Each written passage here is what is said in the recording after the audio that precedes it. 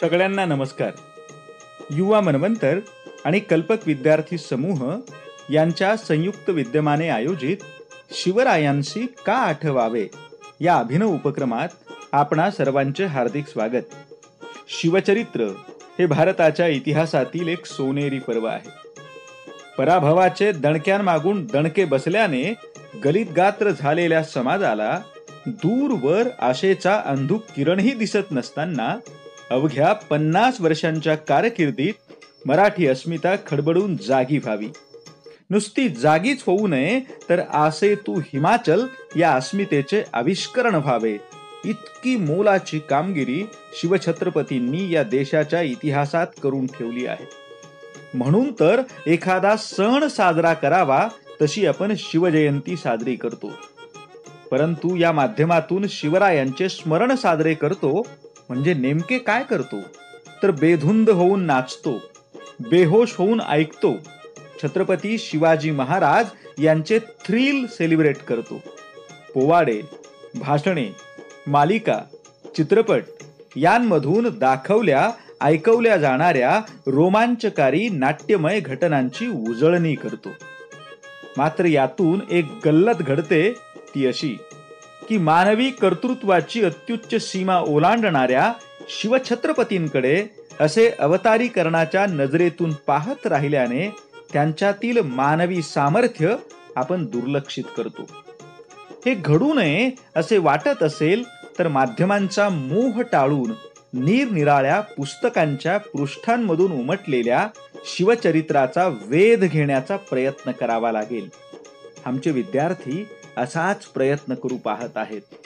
सहसा सार्वजनिक चर्चेमध्ये न येणाऱ्या पण महत्वाच्या असणाऱ्या निवडक पुस्तकांचा परिचय हे विद्यार्थी करून देत आहेत. खरे तर शिवचरित्र हा असीम आणि अनंत असा विषय आहे. तो भल्या भल्यांना झेपत नाही. तिथे वय आणि अनुभव यात अर्धकच्चे असणाऱ्या आमच्या विद्यार्थ्यांना तरी तो झेपेल का, आम्हाला कल्पना नाही. पण या निमित्ताने का असेना हे विद्यार्थी स्वयंप्रेरणेने आणि स्वप्रयत्नाने शिवरायांना समजून घेण्याचा प्रयत्न करतायत, ही गोष्ट आम्हाला महत्वाची वाटते.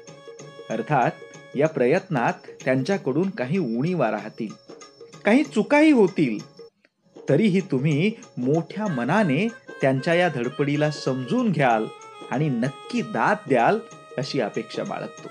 प्रतीप चंद्रलेखे व वर्धिष्णुर विश्ववंदिता शाहसनो शिवशशा मुद्रा भद्राय राजते. प्रतिपदेच्या चंद्रकोरीप्रमाणे वाढत जाणारी अवघ्या विश्वाने वंदिलेली शहापुत्र ही शिवाजी राजमुद्रा अवघ्या विश्वाच्या कल्याणासाठी, जगाच्या उद्धारासाठी सतत वाढतच जावो अशी राजमुद्रा या जगातील आदर्श माता पिता यांनी आपल्या मुलासाठी बनवली होती, ते म्हणजे छत्रपती शिवाजी महाराज.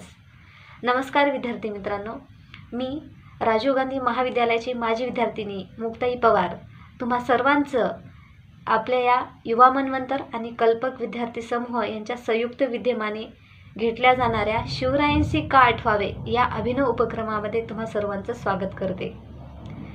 छत्रपती शिवाजी महाराजांचा जन्मोत्सव सोहळा हा आपल्या उपक्रमाच्या अंतर्गत हा वाचनाच्या साहित्याच्या ओळखीतून व्हावा म्हणून हा आपला उपक्रम आज या ठिकाणी घेतला जातो आहे. मित्रांनो, कोरोनाच्या काळामध्ये आणि या कोरोनाच्या भयंकर मोठ्या संकटातून या विश्वाचा शून्य होत असताना शून्यातून विश्व निर्माण करणाऱ्या छत्रपती शिवाजी महाराजांचा विचार, छत्रपती शिवाजी महाराजांचा इतिहास, छत्रपती शिवाजी महाराजांचं चरित्र आणि चारित्र्य हे आपण वाचन करून आणि असे काही जे पुस्तकं आहेत, असे काही इतिहास लेखन केलेले साहित्य आहे किंवा पुस्तकं आहेत ते आपल्यापर्यंत पोचले नाहीत, परंतु ते अतिशय महत्त्वाचे आहेत, अशा पुस्तकांचा आपण या ठिकाणी थोडक्यात परिचय करून घेणार आहोत. त्यामध्ये मी वाचलेलं पुस्तक आहे सर जदुनाथ सरकार यांचं शिवाजी अँड हिज टाईम. ह्या पुस्तकामध्ये सर जदुनाथ सरकार यांनी छत्रपती शिवाजी महाराजांचा इतिहास त्यांच्या दृष्टिकोनातून एक लिहिलेला आहे. तो इतिहास या पुस्तकामध्ये वाचनात आला आणि त्यातील काही महत्त्वाचे मुद्दे संक्षिप्त रूपाने मी तुमच्यासमोर मांडणार आहे.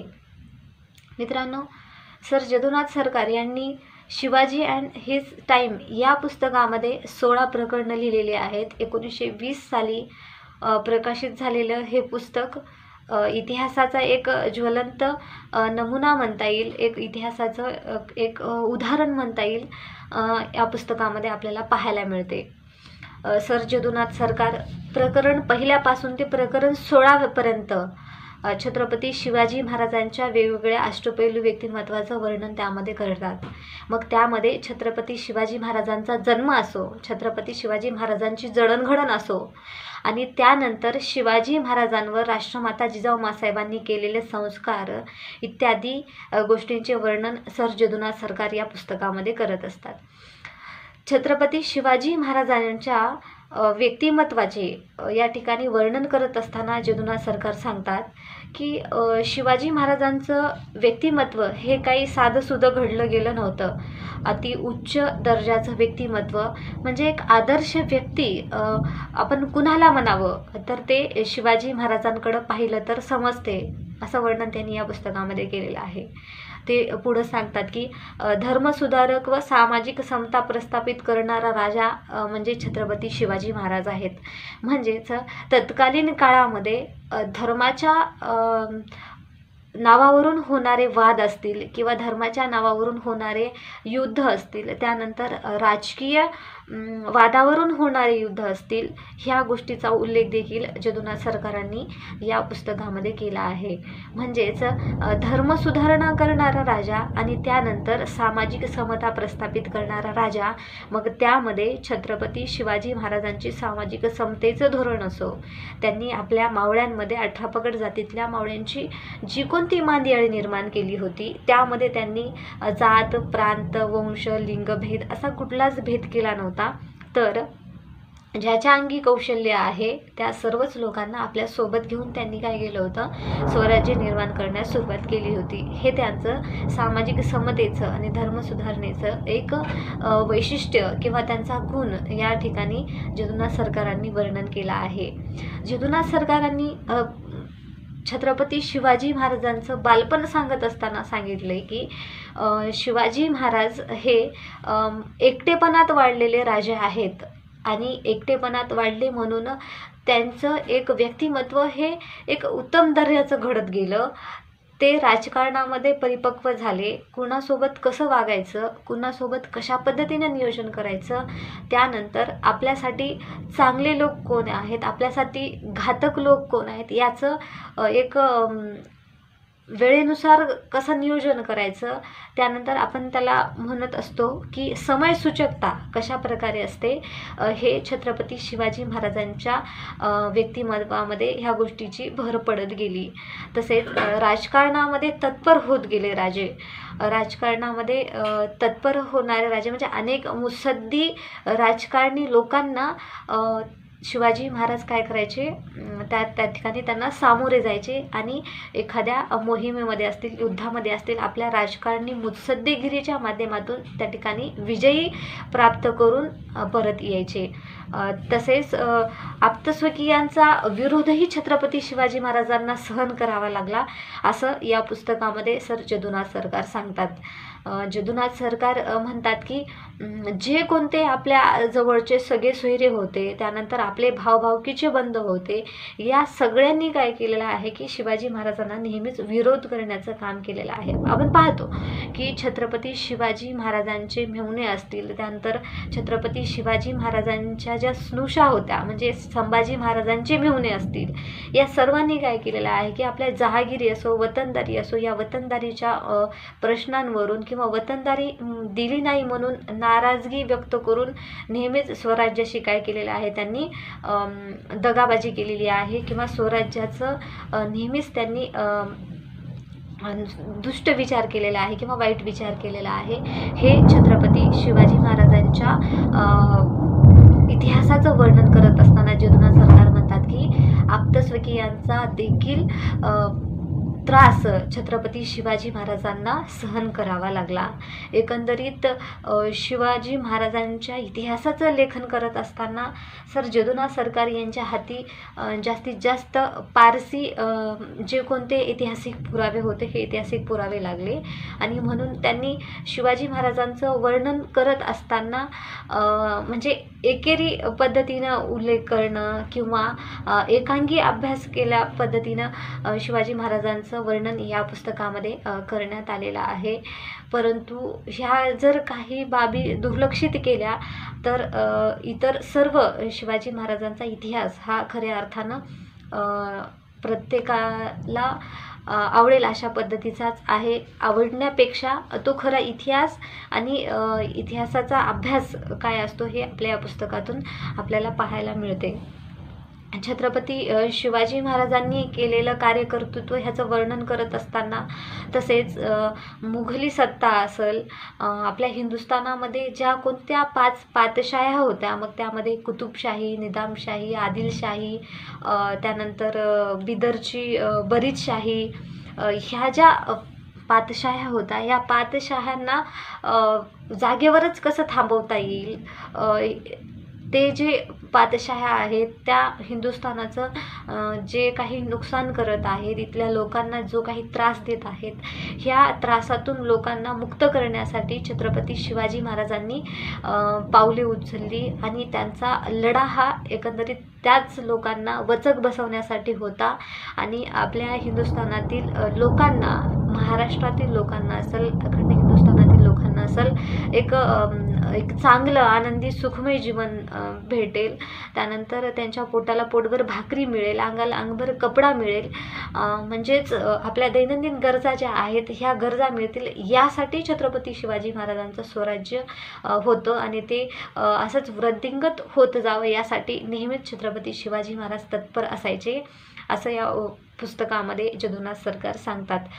छत्रपती शिवाजी महाराजांनी परकीय सैन्यांच्या ज्या कोणत्या टोळ्या होत्या, परकीय सैन्य ते आपल्या राज्यावरती आक्रमण करत होते आणि आपल्या लोकांची नासधूस करून त्यांचं उभं असलेलं पीक नाश करून त्यामधून घोडे घातले जायचे, घोडे दवडले जायचे आणि शेतकऱ्यांचं उभं पीक नासधूस होऊन जायचं आणि त्यांनी वर्षभर केलेली मेहनत आणि त्यांची जी आमदनी आलेली आहे ती त्यांचे हातची म्हणजे तोंडचा आलेला घास कुठंतरी ते लोक घेऊन जायचे, नासधूस करून जायचे. पहिल्यांदा छत्रपती शिवाजी महाराजांनी या गोष्टीवरती वचक बसवलं, आपल्या लोकांचं संरक्षण कसं करता येईल आणि परकीय टोळ्यांवर कशा पद्धतीनं वचक बसवता येईल, त्यांना कसं रोखता येईल आणि ते आपल्या राज्यावरती आक्रमण करणार नाहीत यासाठी कुठली उपाययोजना केली जावी किंवा यासाठी कुठल्या गोष्टी त्यांच्यावर लादल्या जाव्या, ह्या गोष्टीचं नियोजन खऱ्या अर्थानं छत्रपती शिवाजी महाराजांनी उत्तमरित्या केलं होतं. म्हणजे राजकारणामध्ये एक तत्पर असणारे राजे असतील, धर्मसुधारक तसेच समता प्रस्थापित करणारे राजे असतील, त्यानंतर स्वकर्तृत्वावर आणि स्वतःच्या हिमतीवर एक तत्पर होणारे राजे असतील, त्याचबरोबर आपल्या रयतेचं आणि आपल्या सैन्याचं संरक्षण करणारा राजा म्हणजे ज्याला आपण राजा म्हणावं, या सर्व गुण ज्यांच्या अंगी आहेत असे छत्रपती शिवाजी महाराज या इतिहासाच्या वाचनातून आपल्याला समजतात. तसेच आंतरराष्ट्रीय संबंध छत्रपती शिवाजी महाराजांनी खऱ्या अर्थानं सुधारले होते. मग इंग्रजांबरोबरचा आंतरराष्ट्रीय व्यापार असो, पोर्तुगीज, डच यांच्यासोबतचा जो कोणता आंतरराष्ट्रीय व्यापार असेल, हा आंतरराष्ट्रीय व्यापार छत्रपती शिवाजी महाराजांनी उत्तमरित्या काय केला होता, हाताळला होता. त्यांच्यासोबत चांगले संबंध प्रस्थापित केले होते.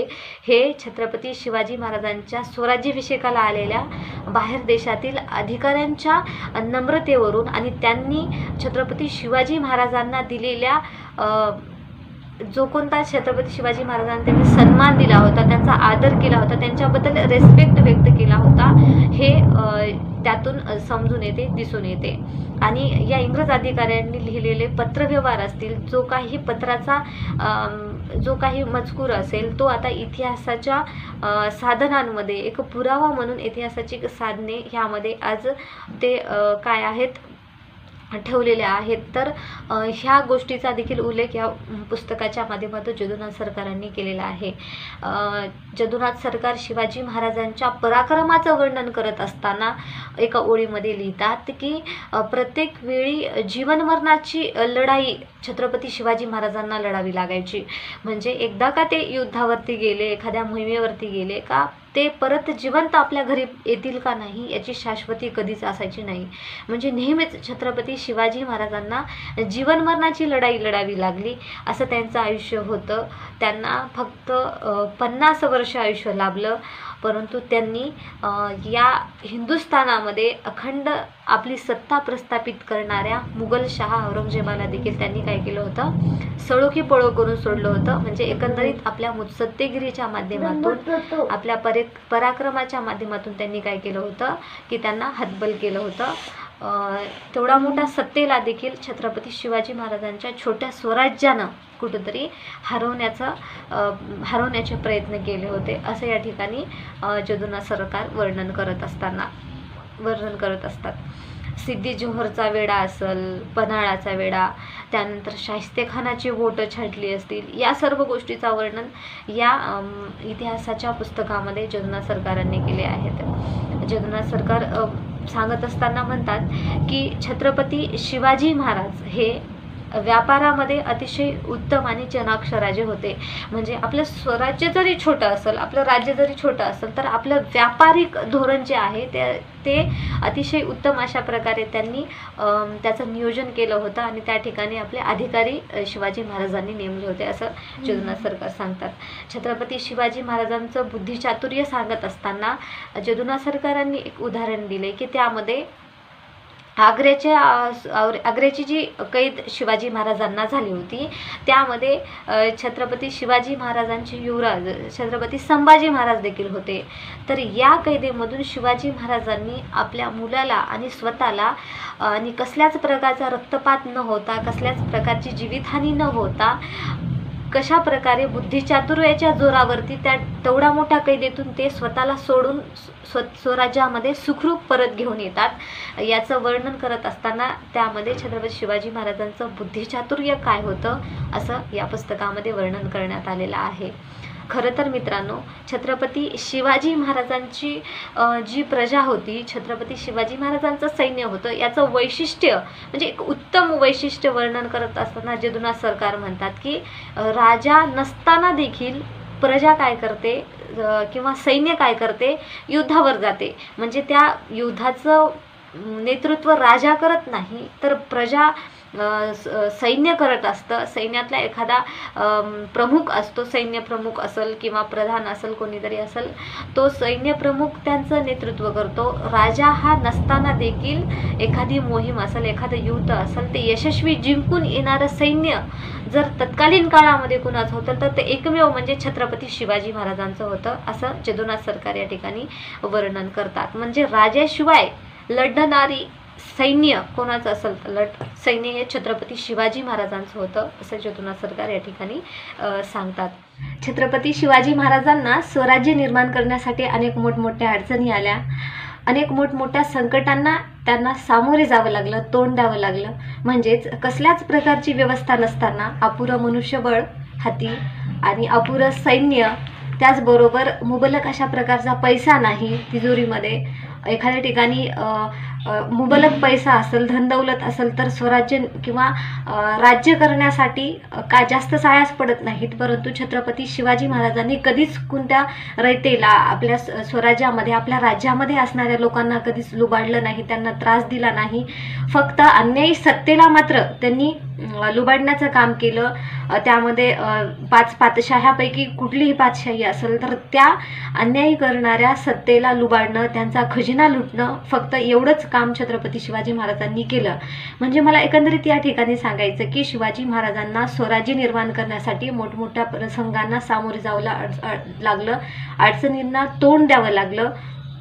आणि त्या काळामध्ये सैन्यबळ नसताना, मनुष्यबळ नसताना, तिजोरीमध्ये कमी पैसा असताना देखील छत्रपती शिवाजी महाराजांनी काय केलं, स्वराज्य निर्माण केलं. हेच त्यांच्या स्वराज्याची एक महत्त्वाचं वैशिष्ट्य म्हणावं लागेल.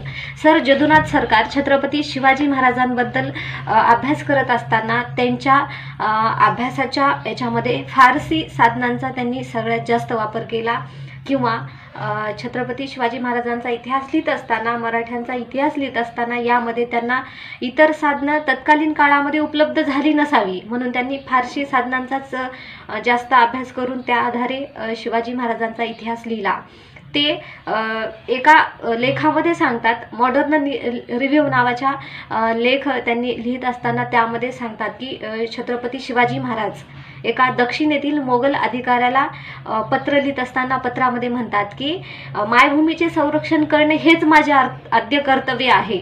म्हणजे या मायभूमीचं संरक्षण करणं, येथील असलेल्या संपूर्ण लोकांचं संरक्षण करणं आणि त्यासाठीच माझं संपूर्ण जीवन अर्पण करणं हेच माझं आद्य कर्तव्य आहे, असं त्या पत्रामध्ये उल्लेख छत्रपती शिवाजी महाराज करतात. आणि या वाक्याचा एक महत्त्वाचा अर्थ जदुनाथ सरकारांनी घेतला आणि छत्रपती शिवाजी महाराजांचं व्यक्तिमत्व, त्यांची विचारसरणी आणि त्यांच्या जगणं वागणं हे कशा पद्धतीचं होतं त्यांनी एकंदरीत या वाक्याच्या माध्यमातून या ठिकाणी व्यक्त केला आहे. छत्रपती शिवाजी महाराज हे राष्ट्रपुरुष म्हणून, एक राष्ट्रनिर्माता म्हणून नावलौकिकास पावले. म्हणजे एखाद्या व्यक्तीला आपण राष्ट्रपुरुष अशी पदवी देतो किंवा राष्ट्रनिर्माता म्हणून त्यांना म्हणत असतो. आज 386 ते 87 वर्ष उलटून जातात, तर तरी देखील छत्रपती शिवाजी महाराजांचं नाव आपण मोठ्या उत्साहाने घेतो, मोठ्या मानसन्मानाने घेतो. मग हे त्यांचं नाव घेण्यासाठी फक्त कोणती गोष्ट कारणीभूत असेल तर त्यांनी केलेलं सत्कार्य, त्यांनी केलेलं समाजासाठी किंवा त्यांनी केलेलं येथील लोकांसाठी सत्कार्य. म्हणजे त्यांचं चरित्र हे कधीच मळलेलं नव्हतं. त्यांच्या चरित्राला डाग लागेल किंवा चरित्र बदनाम होईल असं कर्तव्य छत्रपती शिवाजी महाराजांचं कधीच नव्हतं. डॉक्टर बाळकृष्ण हे एका आपल्या लेखामध्ये सांगतात की छत्रपती शिवाजी महाराजांच्या संपूर्ण इतिहासामध्ये आणि चरित्रामध्ये त्यांच्या चारित्र्यावर डाग लागेल अशा पद्धतीची एकही घटना दिसून येत नाही. म्हणजे शिवाजी महाराजांना फक्त 50 वर्षाचं आयुष्य लाभलं आणि या 50 वर्षाच्या आयुष्यामध्ये त्यांनी कधीच असं चारित्र्याला डाग लागेल असं कर्तृत्व कधीच केलं नाही, असं ते आवर्जून नमूद करत असताना म्हणतात. म्हणजे शिवाजी महाराज या महाराष्ट्रामध्ये जन्मले नसते आणि आपल्या मराठ्यांना त्यांनी योग्य दिशा दाखवली नसती तर आज मराठ्यांची आणि भूतकाळामध्ये इतिहासामध्ये मराठ्यांची दिशा कुठली तरी वेगळीच राहिली असती, असं ते आपल्या लेखामध्ये डॉक्टर बाळकृष्ण सांगतात.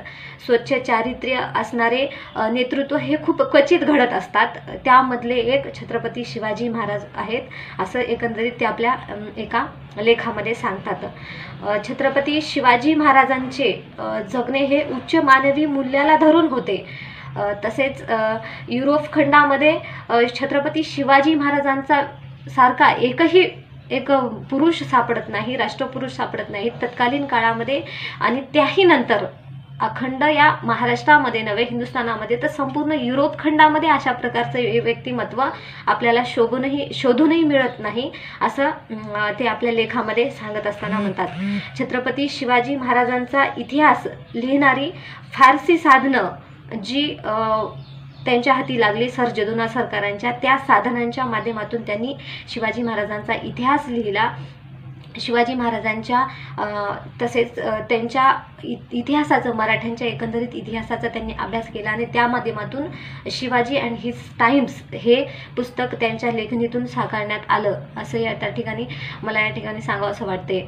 खरं तर मित्रांनो, छत्रपती शिवाजी महाराजांच्या चरित्रावर, त्यांच्या इतिहासावर, कार्यकर्तृत्वावर एकंदरीत टीकात्मक लेखन करणारं हे शिवाजी अँड हिज टाइम्स पुस्तक सर जदुनाथ सरकारांनी लिहिलं.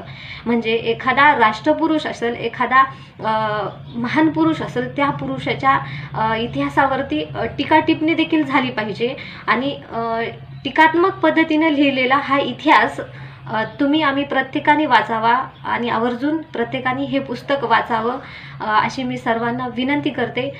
माझ्या बुद्धीस ज्या पद्धतीनं आकलन करता आलं, हे संपूर्ण पुस्तक हे अति उच्च चांगल्या दर्जाच्या इंग्रजी भाषेमध्ये लिहिलेलं आहे. समजण्यास खूप अवघड जाईल. यातील शब्द हे फार मोठे मोठे आहेत. त्यानंतर फार नवीन नवीन शब्द मला या पुस्तकामध्ये बघायला मिळाले. शिवाजी अँड हिज टाइम्स हे संपूर्ण पुस्तक इंग्रजी भाषेमध्ये असल्यामुळं माझ्या बुद्धीस जे आकलन झालं, मला समजलं, तो अल्पसा प्रयत्न मी या ठिकाणी तुमच्यासमोर व्यक्त होण्याचा प्रयत्न करते आहे. तर माझ्या सर्व मित्रमैत्रिणींना विनंती आहे की शिवाजी अँड हिज टाइम्स हे पुस्तक तुम्ही प्रत्येकाने वाचावं, ते समजून घ्यावं. आपण पाहतो की एखादा महान पुरुष असेल, छत्रपती शिवाजी महाराज असतील किंवा इतर कोणतेही महान पुरुष असतील, त्यांच्याबद्दल चांगलं ऐकण्याची सवय आपल्याला असते किंवा चांगलंच ऐकणं आपल्याला ते आवडीचं वाटतं. परंतु आपल्या या भारतामध्ये किंवा या जगामध्ये एक नामवंत किंवा नावलौकिक पावलेले व्यक्तिमत्व म्हणजे छत्रपती शिवाजी महाराज आहेत. आणि छत्रपती शिवाजी महाराजांबद्दल कुठल्या प्रांतामध्ये कशा पद्धतीनं लिहिलं जातं, कुठले लेखक कशा पद्धतीने लिहितात आणि त्यांनी हे लिहिण्याचं कारण काय, म्हणजे त्यांनी शिवाजी महाराजांसोबत पूर्वजन्मीचा वैर किंवा असं ह्या पद्धतीनं त्यांनी काहीच लिहिलेलं नसावं. फक्त त्यांना तत्कालीन काळामध्ये ते जेव्हा लिहित असतात, अभ्यास करत असतात, त्यावेळी त्यांना कोणते साधनं उपलब्ध झाले आणि त्या काळामध्ये छत्रपती शिवाजी महाराजांच्या मराठ्यांच्या इतिहासाची साधने कुठली होती अभ्यासण्यासाठी आपल्या लेखकांच्या हातामध्ये, याचा आपल्याला कुठेतरी अंदाज घेता येतो किंवा ह्या गोष्टीचा आपल्याला अभ्यास करता येतो असं मला वाटते. म्हणजेच वेगवेगळ्या प्रांतातील लेखक म्हणजे सर जदुनाथ सरकार हे बंगालमधले एक नामवंत इतिहासकार आहेत, नामवंत इतिहास अभ्यासक आहेत, इतिहास लेखककार आहेत. तर जदुनाथ सरकारांना 1920 मध्ये हे त्यांनी पुस्तक लिहिलं. तर त्यावेळी त्यांच्या हाती कुठले साधनं लागली, इतिहासाचे पुरावे लागले, तर त्या अनुषंगाने ह्या पुस्तकाचं लेखन करण्यात आलं आहे. आपण एक अभ्यासाच्या दृष्टिकोनातून म्हणून या पुस्तकाकडे पाहू शकतो. म्हणजेच शिवाजी महाराज म्हणलं का आज एक अतिसंवेदनशील विषय बनलेला आहे.